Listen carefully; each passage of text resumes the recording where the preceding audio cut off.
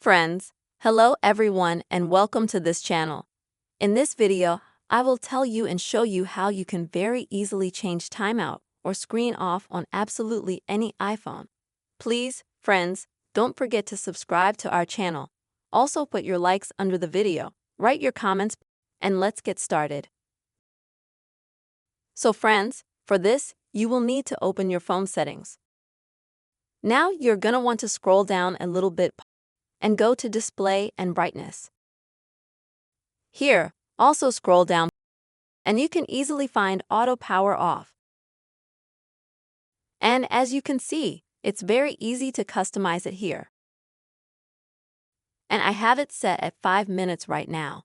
That means that after 5 minutes, if I don't use my iPhone, it will just shut down, the screen will turn off. You can set any time from 30 seconds to 5 minutes. You can also turn on Never so your iPhone will never shut down when it's not running.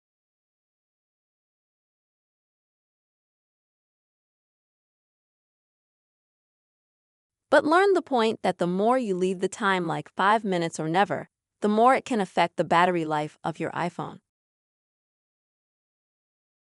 This is how very easily you can, friends, change the screen timeout of any iPhone.